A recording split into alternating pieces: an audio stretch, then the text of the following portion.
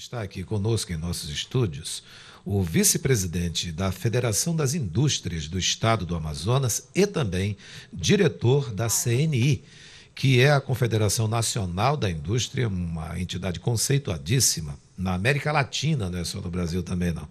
Nelson Azevedo, obrigado por aceitar o convite da nossa equipe, muito obrigado, sinta-se bem-vindo aqui na Rádio Diário.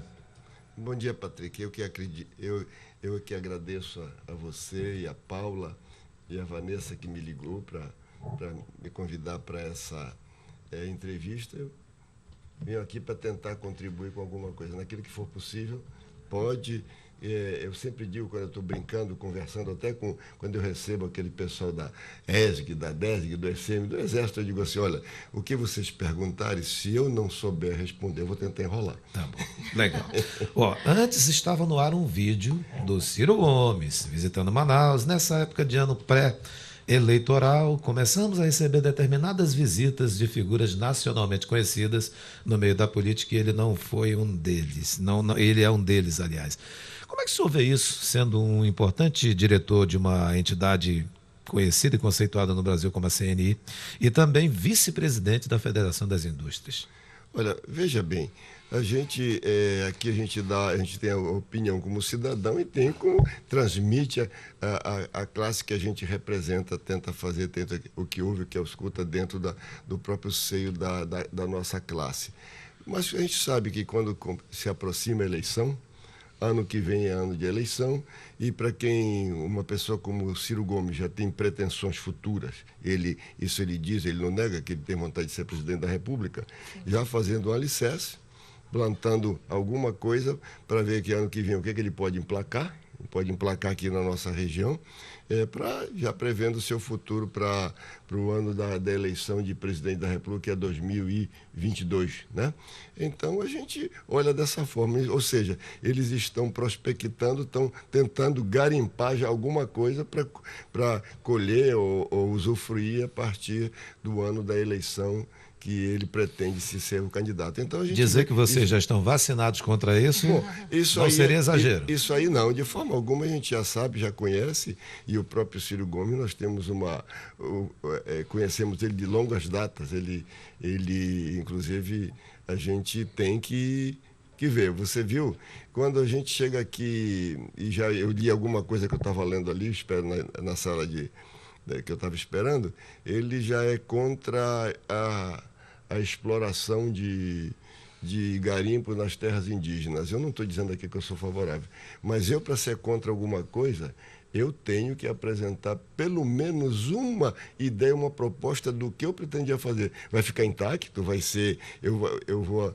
adorar que nem as vacas na Índia, lá a floresta fica aqui e a gente... Quem é que dá o sustento para esse indígena? Eu acho que alguma coisa tem que ser feita. Eu não sou absolutamente favorável, nós não somos, as classes empresariais, favorável à depredação, à destruição da nossa floresta, mas que nós temos que encontrar meios para o nosso interiorano, para o nosso indígena, quem vive para aquela região, viver. Afinal, até porque eu sou originário do interior. E eu sei o que é que passa as comunidades interioranas. Eu não estou falando nem indígena, de modo geral, nesse interior. Exato.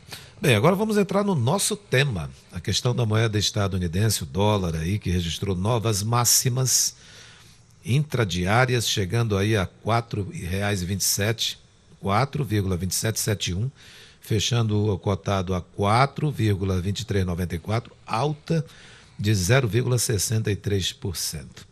E aí, como é que a indústria vê essa questão do dólar alto? Olha, isso não deixa de ser preocupante para nós. Nós tivemos várias vezes esses picos, essas altas e baixas do dólar. Para nós aqui da Zona Franca de Manaus, ela realmente tem uma influência muito forte, porque nós dependemos de importação. Logicamente que aquilo que nós estamos fazendo agora, nesse momento da alta, ele vai ter o reflexo na nossa produção a partir de janeiro, fevereiro, porque hoje as empresas já estão com o seu estoque velho. Aí você me pergunta, mas aí, vai aumentar o preço? É muito difícil a gente aumentar preço hoje por causa da própria concorrência, mas porque tira a nossa competitividade. O que vai se fazer? É tentar reduzir a margem, que já é apertadinha, né? Então, a gente vê isso realmente é preocupante, porque é favorável para quem exporta, né? Mas o nosso foco, nossa Zona Franca de Manaus, nós não somos... 98% da nossa produção é para o mercado interno brasileiro. Então, a gente tem que ter um produto que seja competitivo para a gente não ensejar.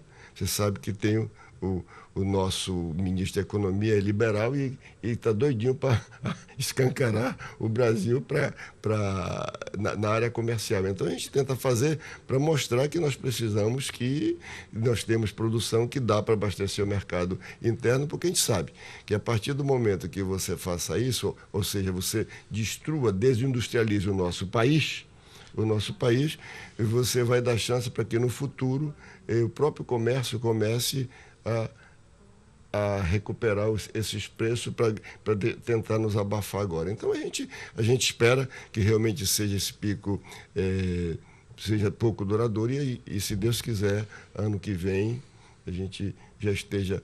A economia, embora ela não esteja... não estamos tendo grandes problemas, porque eu não uso a palavra crescimento. Nós estamos num momento muito bom de recuperação.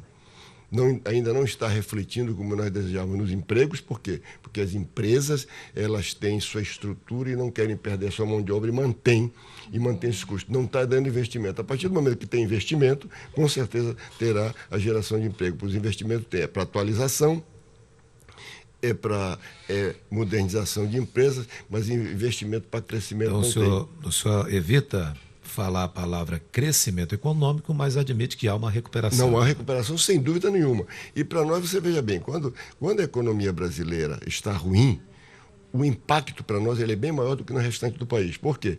Por aquilo que eu falei, nós somos voltados para o mercado interno. Mas quando melhora lá, nós somos o que mais crescemos. Você pode ver que nós estamos nas estatísticas, nesse momento, os nossos setores, o eletroeletrônico, a parte de celulares, o bem informático, o polo de duas rodas, eles estão numa recuperação muito, muito positiva, muito boa. E a gente espera que isso continue. Senhor Nelson, além da alta do dólar, nós temos aí um impasse a respeito da reforma tributária.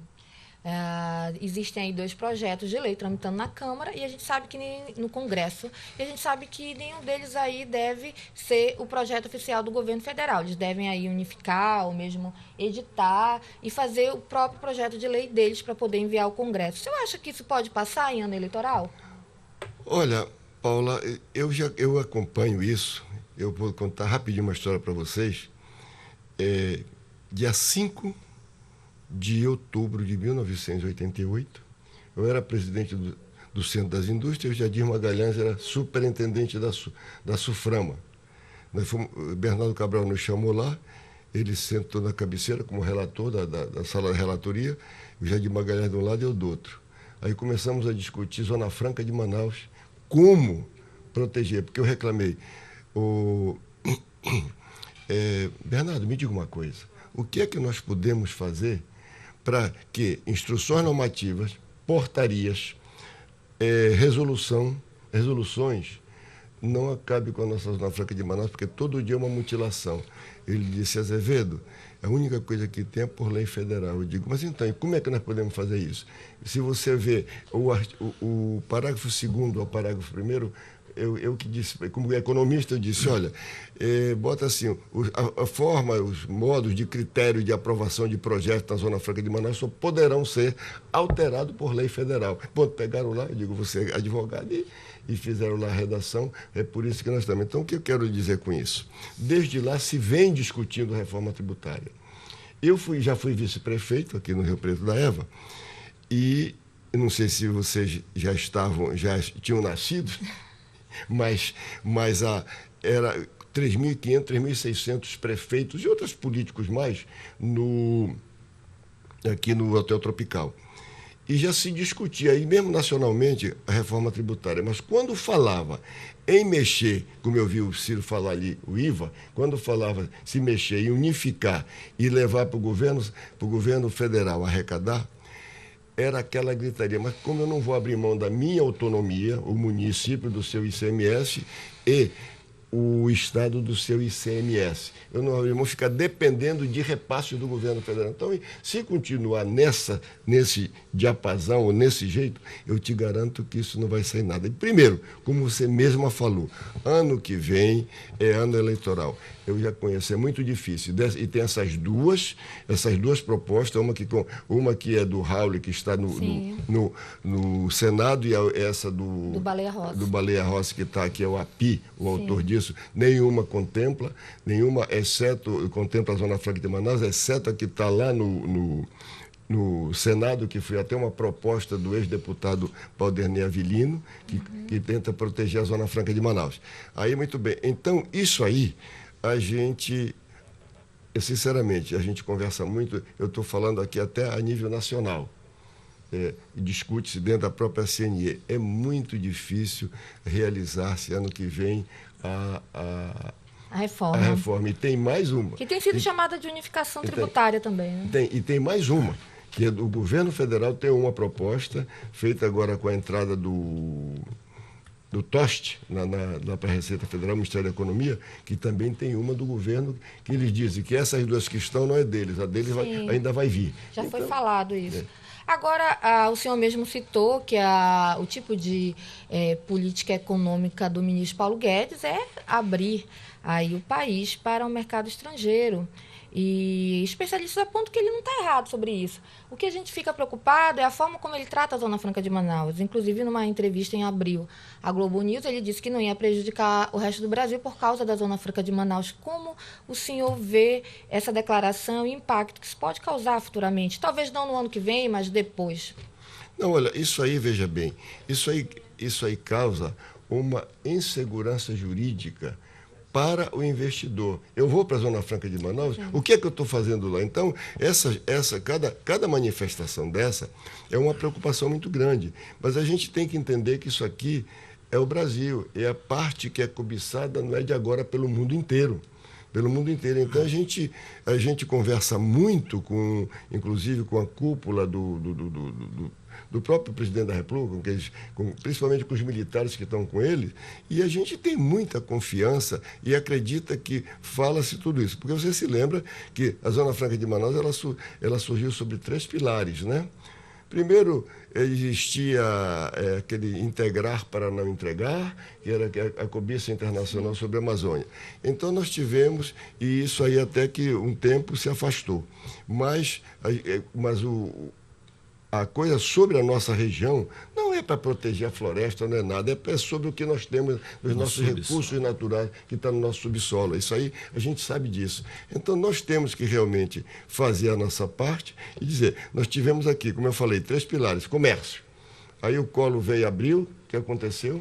Acabou, e onde é que está? Está lá na São Paulo, ou seja, sempre para o Sudeste. Nós não podemos desenvolver aqui na nossa Zona Franca de Manaus nada do que é nosso, e não querem que nós sejamos um estado de indústria, e sim para voltar para o nosso, vamos dizer, extrativismo. Porque tudo que sai daqui da nossa região é extrativismo.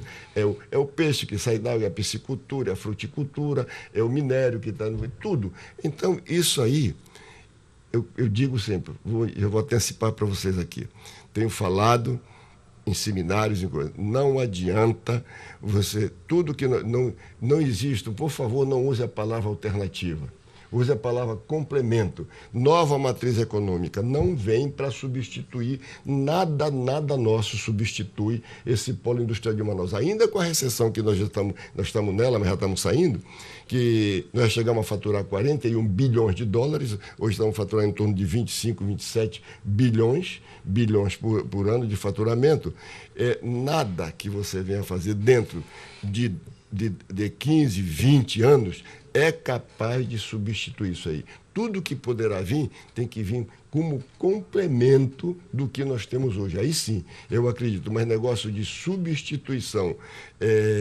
o modelo que está aí. O modelo que está aí não existe. E nós temos que ser, porque nós somos o segundo maior polo industrial do país.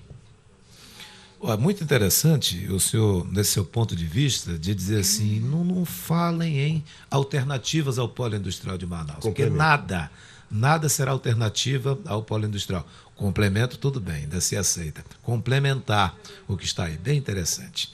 São agora 7h58. Eu quero agradecer ao senhor, nós queremos agradecer ao senhor Nelson Azevedo, diretor da CNI, Confederação Nacional da Indústria, e também vice-presidente da FIEAM, que é a Federação das Indústrias do Estado do Amazonas. Esperamos contar com o senhor mais vezes aqui.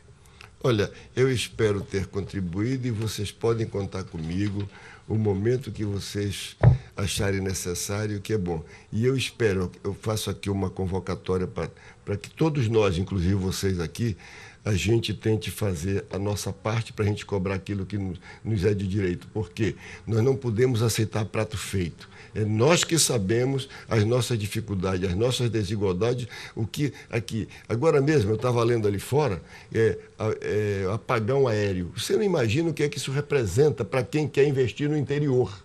Nós não podemos estar com tudo só concentrado na capital. Nós temos que fazer esse progresso chegar lá no interior, mas no interior isolado. Eu vi o Peixoto lá de Itacoatiara agora falando, então vamos esperar que realmente as coisas aconteçam para a gente ter coisa básica aqui, energia elétrica para poder ter, e a gente realmente, só que nós temos que começar a ter essa sensibilidade, e vocês principalmente, formadores de opinião. Mas aqui no Grupo Diário, não se preocupe. Pode fazer, e contem com a gente nisso aqui, podem me chamar a hora que vocês quiserem. Naquilo que eu puder contribuir, eu vou estar junto com você. Não precisa nem estar no ar, vai estar só trocar ideia nos bastidores. Com certeza, a sua participação é muito importante. Mais uma vez, obrigado. Muito obrigado.